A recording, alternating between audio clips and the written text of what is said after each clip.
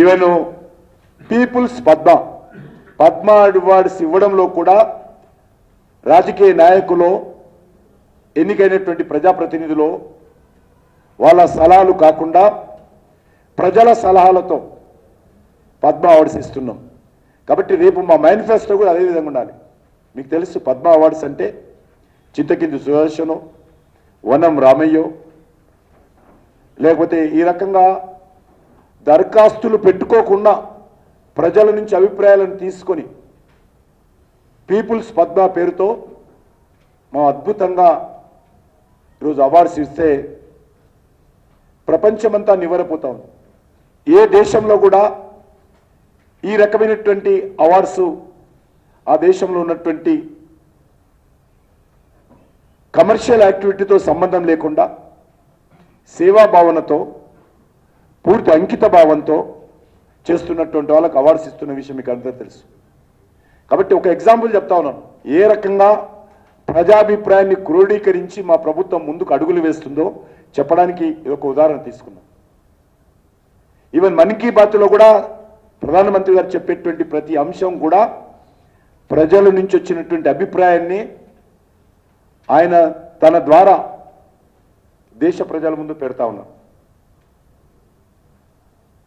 అదేవిధంగా అందుకే మీకు అందరికీ మనవి చేస్తున్నాను, ప్రధానమంత్రి గారు మా పార్టీ ఎజెండా కూడా ఉంది, సబ్కా సాత్ సబ్కా వికాస్ సబ్కా విశ్వాస్. అంటే అన్ని వర్గాలతో కలిసి ముందుకెళ్తాం, అన్ని వర్గాల సమగ్రమైనటువంటి అభివృద్ధి కృషి చేస్తాం, అన్ని వర్గాల ప్రజల యొక్క విశ్వాసాన్ని చొరగొంటాం. దానితో పాటు సబ్కా ప్రయాస్, అందరిని కూడా భాగస్వాములు చేస్తాం. ప్రభుత్వం చేస్తుంది అని కాదు, ప్రభుత్వంతో పాటు మనం కూడా కలిసి నడుద్దాం, అదే సబ్కా ప్రయాస్. ఇది ఒక నినాదం కాదు, దీన్ని కార్యరూపంలో నరేంద్ర మోడీ గారి ప్రభుత్వం అమలు చేస్తున్న విషయం మనం చూస్తూ ఉన్నాం.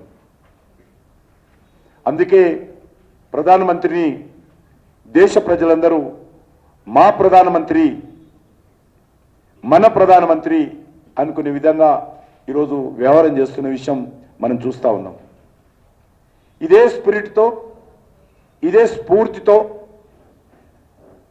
రేపు ఏప్రిల్లో మేలో జరిగేటువంటి పార్లమెంట్ ఎన్నికల్లో కూడా బీజేపీ రూపొందించేటువంటి మేనిఫెస్టోలో కూడా ప్రజాభిప్రాయాన్ని పరిగణలోకి తీసుకోవాలి, వాళ్ళందరి ఆలోచన మేరకు దేశాన్ని ముందుకు తీసుకెళ్లేటువంటి ప్రయత్నంలో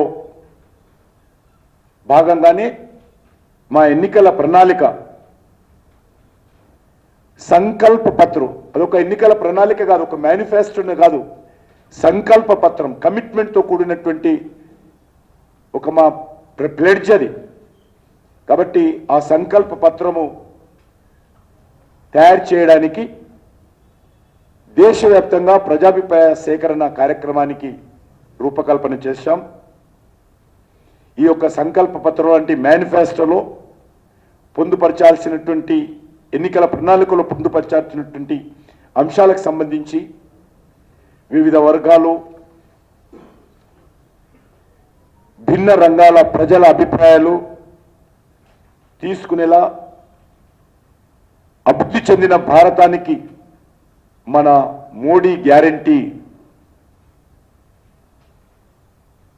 అనే పేరుతో ఈ కార్యక్రమాన్ని ముందుకు తీసుకెళ్లేటువంటి ప్రయత్నం చేస్తా ఉన్నాం. ఇది దేశవ్యాప్తంగా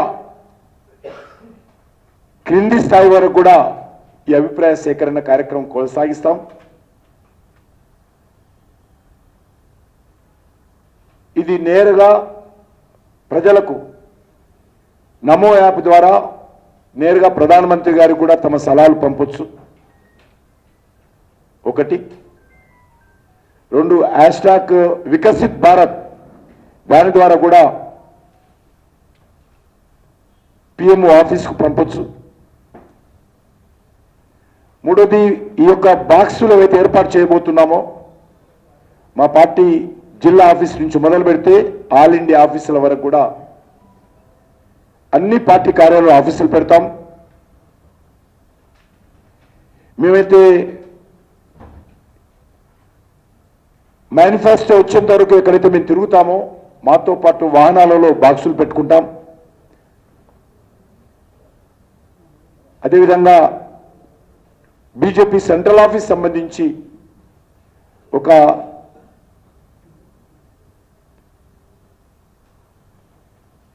మిస్డ్ కాల్కి సంబంధించినటువంటి వ్యవస్థను కూడా ఏర్పాటు చేయడం జరిగింది. దాని ద్వారా కూడా